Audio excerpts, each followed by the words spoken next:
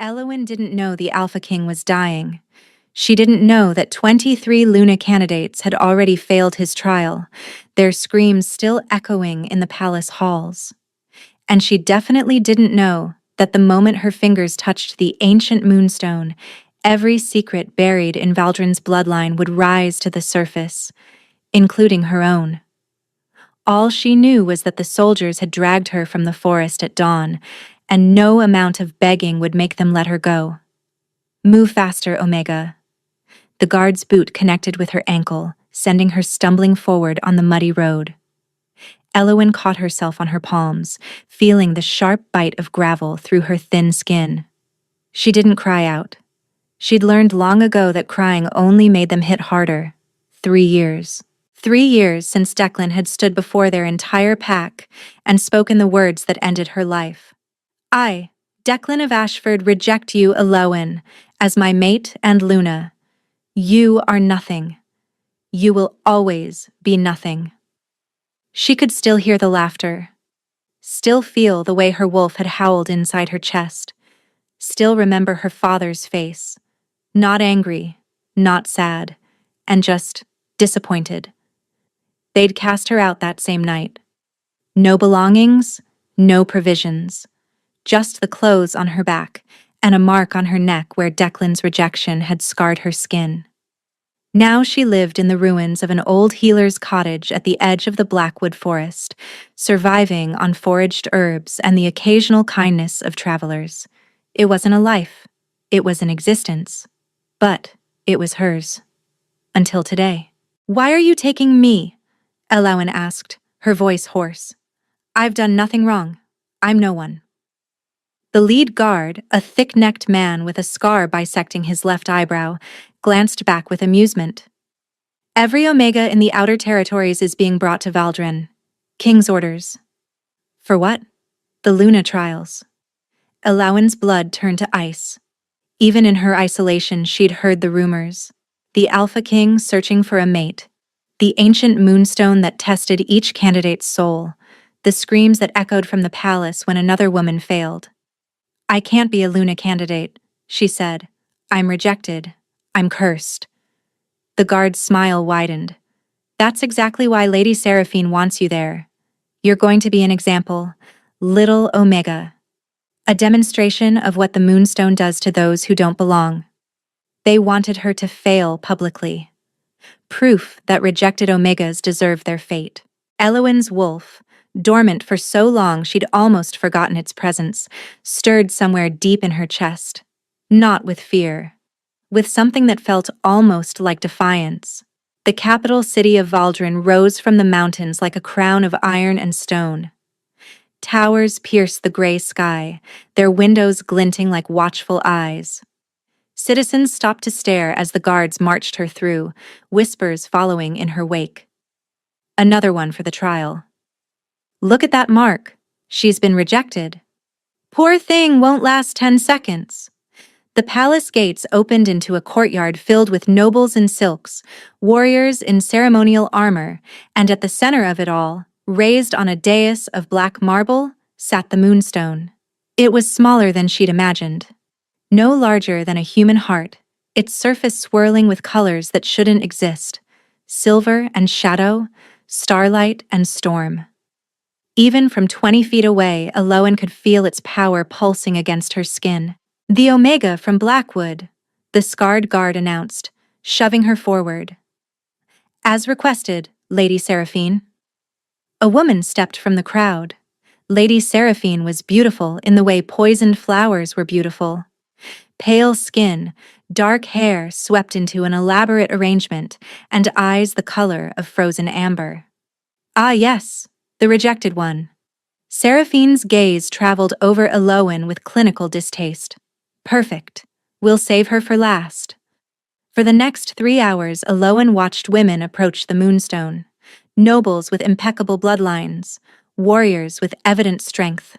A healer renowned across 3 territories. None of it mattered. The first candidate collapsed screaming, her hands blistered. The second began speaking in tongues before guards dragged her away. The third simply stopped breathing, her hand still on the stone. 23 before today. 3 more now. All failed. Perhaps, a voice said from behind the dais, we should reconsider this approach. The crowd parted and Elowen's lungs seized. She'd never seen the Alpha King before, but she knew him instantly. The way prey knew predator. Theron of Valdarin stood 6.5 feet tall, broad-shouldered and lean-hipped, with dark hair past his collar and eyes the color of molten gold.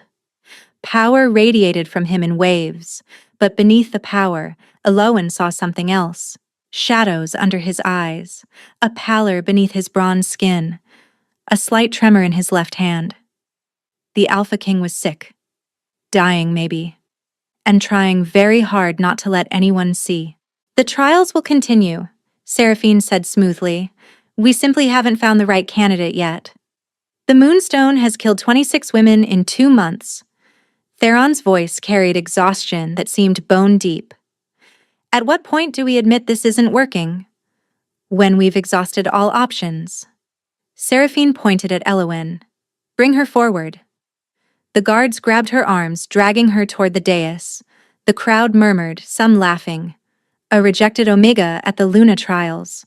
A cruel public joke. But as she was forced up the marble steps, something strange happened. The Moonstone's glow intensified. Its swirling colors shifted, silver bleeding into gold. And for just a moment, the ancient artifact seemed to sing. Theron's head snapped toward the stone, then toward her. His amber gold gaze narrowed. Wait. The guard stopped. The crowd went silent. The Alpha King crossed the dais until he stood directly in front of her.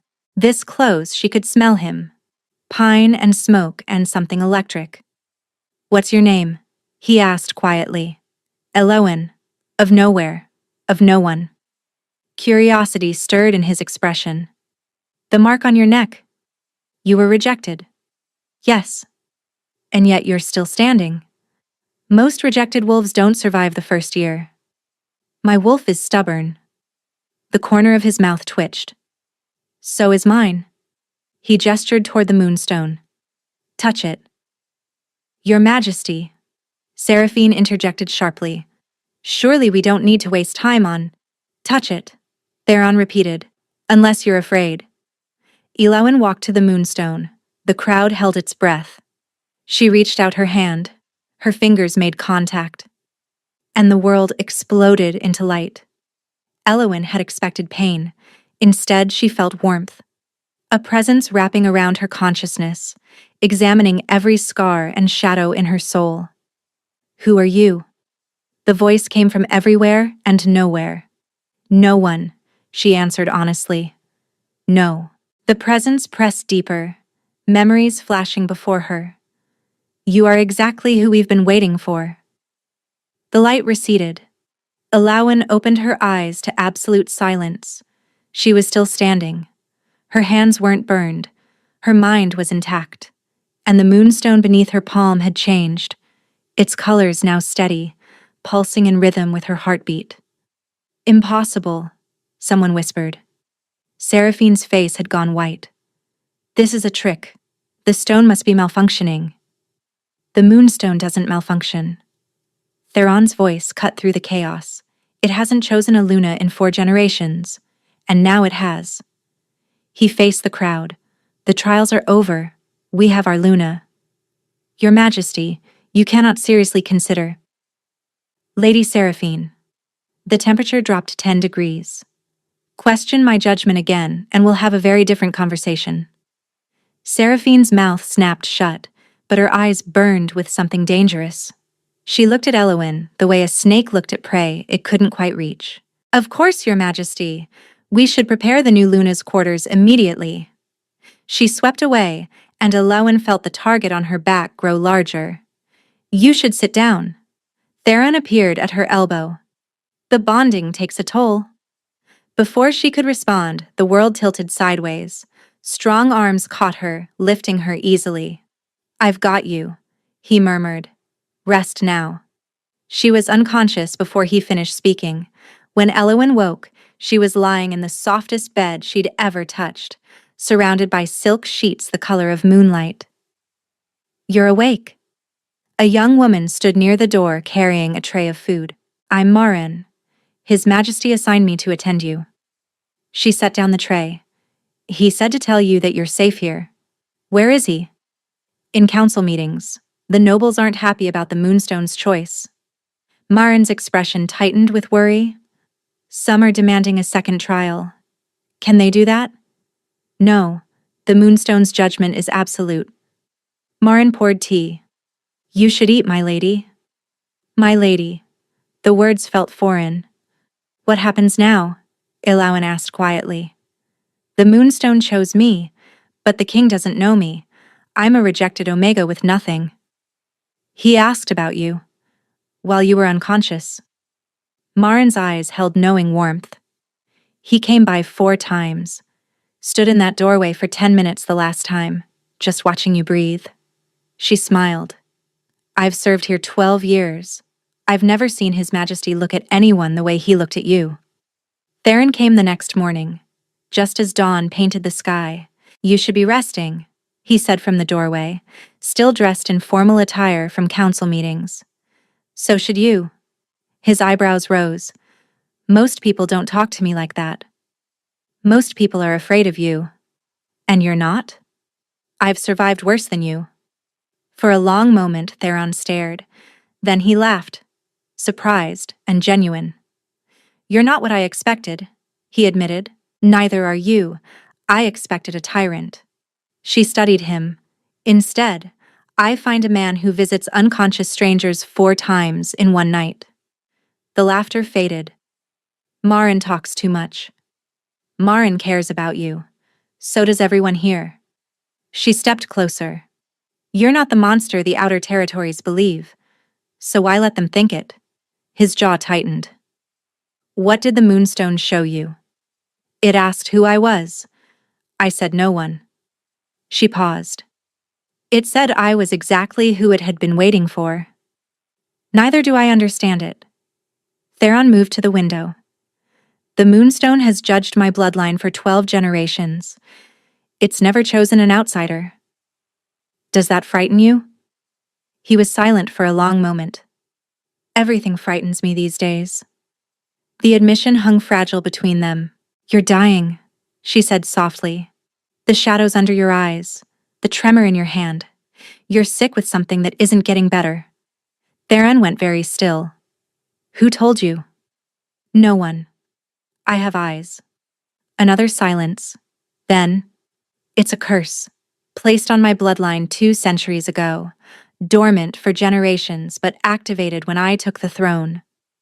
His wolf-bright eyes met hers.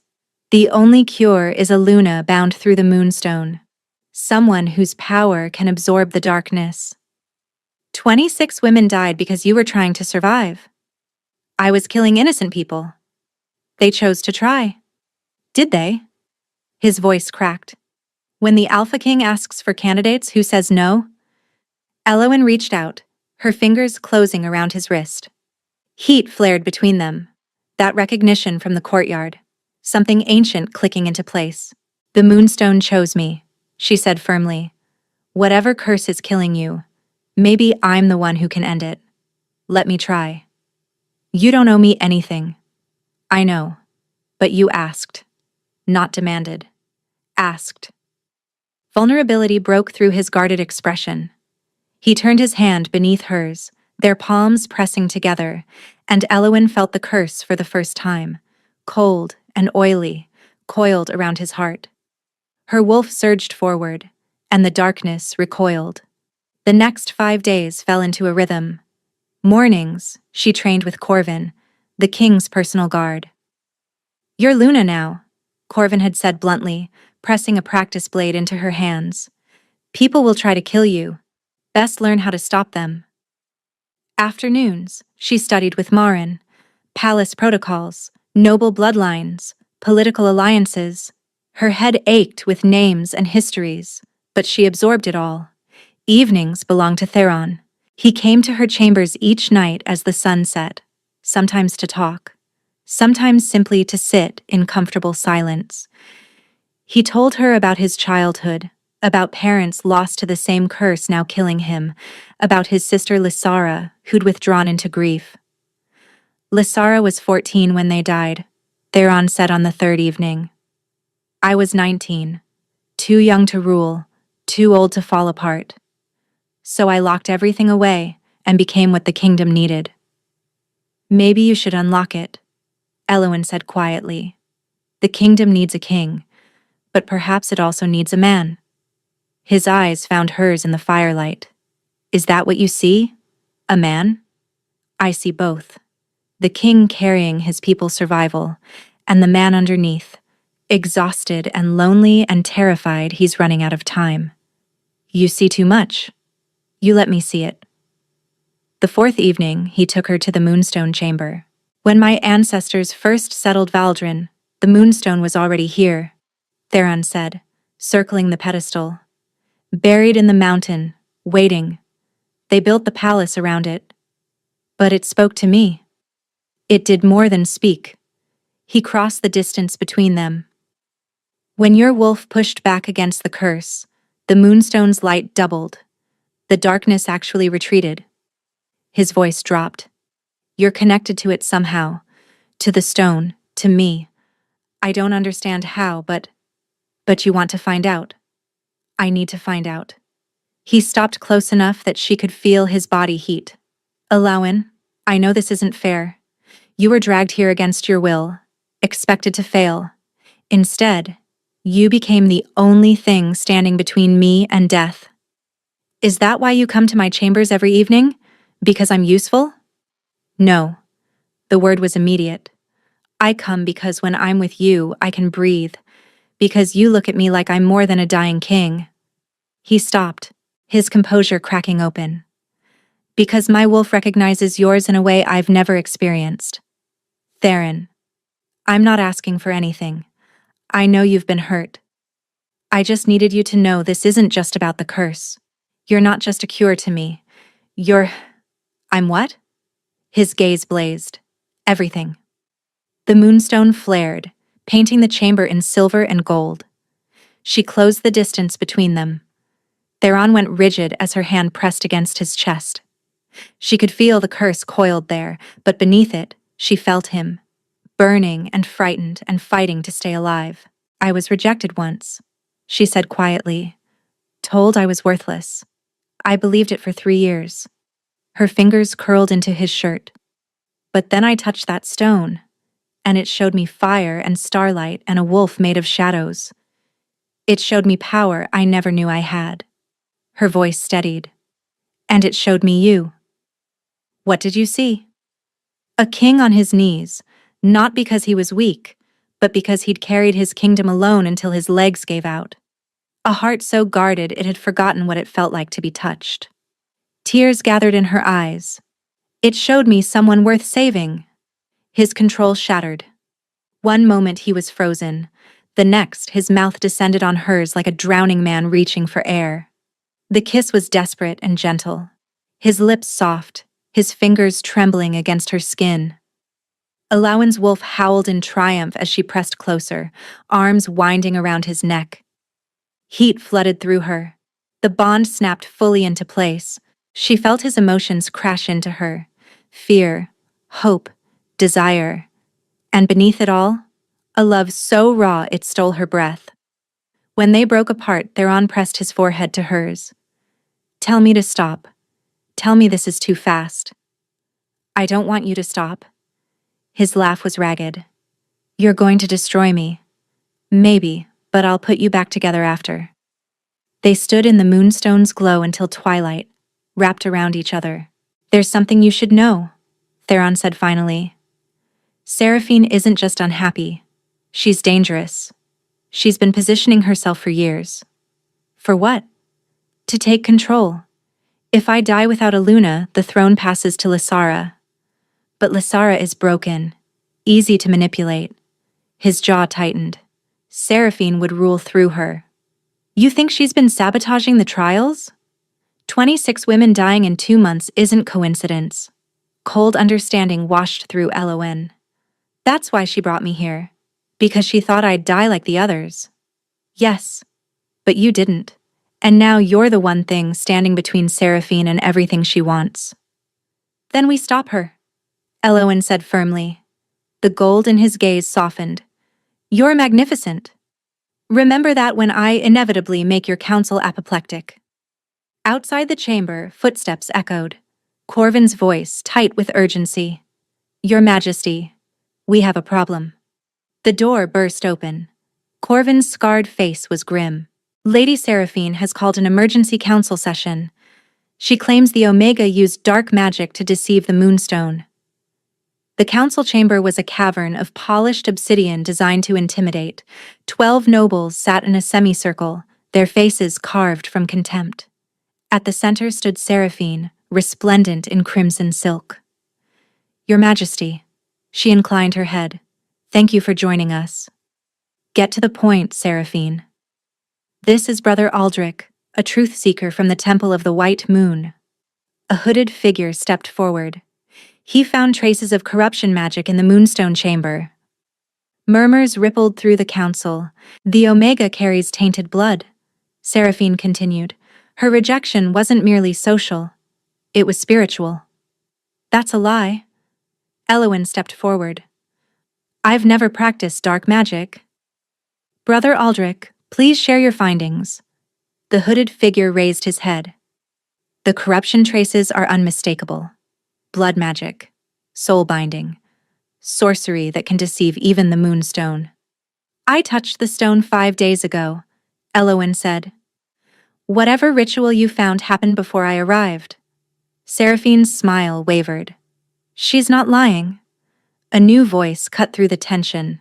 Every head turned toward a young woman at the side entrance, painfully thin, dark hair lank, but eyes burning gold like Theron's. Lysara. Theron's voice cracked. What are you doing here? I've been resting for 3 years. It's time I stopped. Lysara shuffled forward. I know about the corruption because I watched it happen. Seraphine went pale. You're confused, Princess. My illness was manufactured. Poison in my tea, herbs to keep me docile. Lysara faced the council. Lady Seraphine has been drugging me for 3 years, and 2 weeks ago I watched her perform the ritual. To ensure candidates failed. The chamber exploded. Theron moved in front of Eloin. Explain. Now. She wanted you dead. Lysara's eyes found Seraphine. The curse was killing you, and she made sure no Luna could survive. Once you died, she'd rule through me. You have no proof, Seraphine hissed. Lysara withdrew a small vial of dark liquid. The poison she's been feeding me, tested by healers who aren't on her payroll. Seraphine's composure shattered. You ungrateful little guards, seized Lady Seraphine. But Seraphine's hand closed around a pendant that pulsed with sickly green light. Dark energy exploded outward, throwing guards backward. You think I spent 15 years positioning myself just to be undone? Her voice resonated with unnatural power. The curse on your bloodline? I activated it. Your parents? I watched them die and smiled. Theron lunged. Seraphine laughed and vanished in shadow, her voice echoing. The curse will claim you before the next full moon. And when you're dead, I'll burn everything you love to ash. Silence fell. She killed them, Theron whispered. My parents. And I trusted her. You couldn't have known? Theron. Lysara crossed the chamber.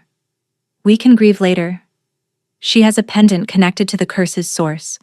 If she reaches it first, she'll make the curse permanent. Eloin finished. Where's the source? The old temple in the Ashvale Mountains. 3 days' ride. The full moon is in 4 days. Then we leave tonight. They rode through the night, pushing hard. A small force of 20 warriors. Lysara insisted on coming, arguing she knew Seraphine's methods best. They made camp as the first night bled into dawn, rested briefly, then rode through the second day. By the second night, the Ashvale Mountains loomed against the stars. You should sleep, Theron said, sitting beside Eloin by the fire. Tomorrow will be difficult. So should you. I can't. Every time I close my eyes, I see my parents. Wonder how many times Seraphine smiled at them while planning their deaths. Elowin took his hand. She fooled everyone. That's not your failure. It's testament to her deception. Is it? His laugh was bitter. Or did I just see what I wanted? Someone I didn't have to suspect because suspecting her meant being alone? You're not alone anymore. He turned, those molten eyes searching her face. Whatever happens tomorrow, these past days with you have been the first time I've felt alive in 3 years. His voice roughened. Even if the curse takes me, I'll die knowing what it felt like to be loved. The curse isn't going to take you. You can't promise that. Watch me. She kissed his palm. I didn't survive 3 years of hell and fall in love with a stubborn king just to lose him. Her eyes met his. We're going to destroy that curse. Then we're going to spend 50 years making Seraphine regret targeting your family. I love you, he breathed, completely, irrevocably. I love you too. They held each other until dawn. They reached the temple on the 3rd day. It was a ruin of black stone, half consumed by the mountain. Dark energy pulsed from its depths. She's inside, Lysera said. I can feel the pendant. They entered together. The interior was a labyrinth of collapsed corridors, thick with decay and dark magic. They found Seraphine before an altar pulsing with green light. The pendant blazed, connected by shadow threads to a massive crystal. The curse's source. You came. Seraphine didn't turn. I wondered if you'd have the courage. It's over. Surrender, and I'll grant you a quick death. Quick? She laughed, finally facing them. Dark veins crawled across her skin. I've spent 15 years building this moment. Why? What did my family do to you? Your grandfather killed mine. Executed him for treason when all he wanted was what was rightfully ours. Her voice dripped venom. I've simply been taking back what's mine. She raised her hands. Shadows surged into blades. Theron shifted. His wolf form massive and black, eyes burning like suns. But Seraphine was ready. Dark chains erupted from the floor, dragging him down. He howled as the curse flared, black veins spreading across his fur. Did you really think you could beat me? Hey. Seraphine spun. Elowin stood before the altar, palm pressed against the curse crystal, silver light blazing from her hand. You forgot something. The moonstone chose me for a reason. She pushed. Silver light devoured the green, racing along the shadow threads, consuming the curse at its source. Seraphine screamed as her pendant shattered. The dark magic dissolved. She collapsed, suddenly old, suddenly weak. The chains around Theron dissolved. He shifted back, gasping, the black veins fading. Elowin pulled her hand from the crystal and swayed. The world tilted. Strong arms caught her. I've got you. Theron's voice was rough with emotion. It's over. You did it. The curse? Gone. He laughed, disbelieving. 3 years wrapped around my heart and it's gone. Corvin and the warriors secured Seraphine. Lysara knelt nearby, clutching her wounded arm but smiling. Really smiling. Brother. We're free. Theron pulled his sister into a one-armed embrace, the other around Elowin. The 3 stood in the ruins of Seraphine's hatred, finally whole. 3 weeks passed. Seraphine's trial was swift, the evidence overwhelming. She was executed at dawn, the kingdom celebrated. Feasts in every village, songs about the rejected Omega who saved the Alpha King. Children acted out the temple battle in courtyards. But Elowin still woke some mornings expecting the ruined cottage, the forest cold, the loneliness. You're thinking too loud. Theron appeared in her doorway. I can practically hear it from my study. I thought kings were busy, being important. I've delegated my afternoon to Corvin. He sat beside her. Talk to me. I keep waiting for it to end, for someone to realize I don't belong. Elowin. My father tried to sell me before Declan rejected me. The words unlocked a door she'd kept sealed. To a merchant who collected omegas. Declan's rejection actually saved me. The merchant didn't want damaged goods. Theron went very still. What was his name? It doesn't matter. I told you because... She met his gaze. I've never been chosen. Not by my father. Not by my mate. Not by my pack. The Moonstone chose me and I still don't understand why. Come with me. He led her through corridors to a door she'd never seen. The Royal Archive. Records of every king and Luna in Valdrin's history. The room was vast, lined with shelves stretching toward shadows. Theron led her to a pedestal with a single ancient book. The Moonstone's record. Every person who's touched it. He turned to a page near the end. Look. Her name was written in silver ink. Beside it, a phrase in the old language. What does it say? Heart of the Mountain, chosen before time. The one who was always meant to be. His eyes met hers. The Moonstone was waiting for you. Generations of candidates, and it refused them all because none were you. Her lungs forgot how to work. You weren't an accident, he said. You've always belonged here, and I'll spend every day making sure you believe it. Tears fell freely now. Not sad. Release. I love you, she whispered. I love you too. He kissed her forehead, her cheeks, and her tears. Stay with me. Not because the Moonstone chose you. Stay because you want to. Is that an order? It's a request. From a man who doesn't know how to live without you. She answered with a kiss that left them both breathless. When they broke apart, Theron pressed his forehead to hers. I want to do this properly. Court you. But I need you to know, when you're ready, I want you to be my wife. My Luna. My queen. That sounds like a proposal. It's a promise. The proposal comes with a ring and Lysara crying. I don't want to wait. She pulled back to meet his gaze. I'm done waiting, Theron. I want everything. Now. Ask me properly. Right here. He dropped to one knee. Elauan of nowhere and no one. Chosen of the Moonstone. Breaker of curses. Owner of my heart. His voice shook. Will you marry me? Yes. 1,000 times yes. He kissed her until she couldn't think. And somewhere deep in the mountain the Moonstone pulsed with silver light. The bonding ceremony was held beneath the full moon, in the courtyard where Elwyn had first touched the Moonstone. Thousands of candles floated like captured stars. White flowers cascaded from every surface. Lysara stood at the front, healthy now, eyes bright with joy. Theron wore black and silver. His crown sat heavy, but his expression held only peace. When Elwyn appeared, the crowd fell silent. She wore white silk threaded with silver.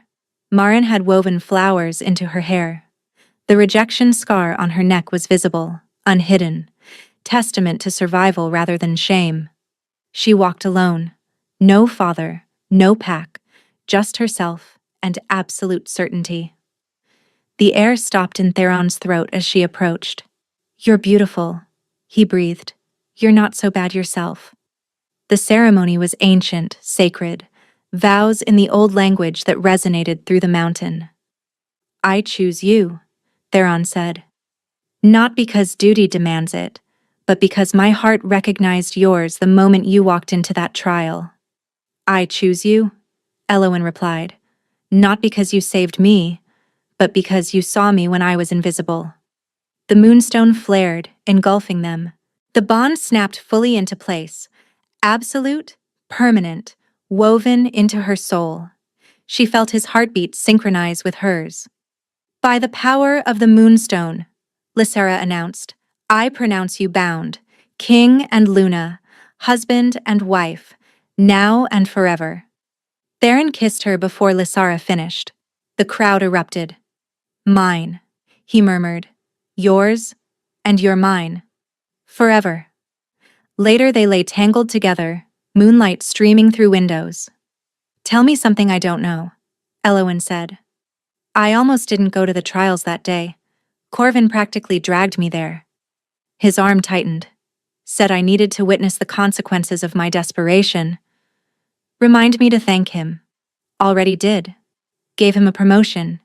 He cried. She laughed. Your turn. Do you regret it? Any of it? She thought about Declan's cruelty, her father's betrayal, the years of hunger. No. Every terrible thing led me here. To you. She lifted her head. I'd live through all of it again. His expression softened beyond love, wonder, reverence. You didn't just save my life. You gave me a reason to want it. She kissed him, slow and sweet. He pulled her closer. Outside, the moon continued its journey. The kingdom slept, safe and whole. Elowen thought about the woman she'd been, starving, invisible, waiting to disappear. That woman was gone, replaced by a Luna, a queen, a wife. Someone who'd touched an artifact that killed 26 others and emerged transformed. She'd walked into those trials expecting to fail. Instead, she'd become proof that the most broken things could still be chosen. Every Luna candidate had failed the Alpha King's trial. Then the rejected Omega walked in, and everything changed. Where are you listening from? I'd love to meet you in the comments. And if you enjoyed this story, subscribing is free and helps more people discover these tales.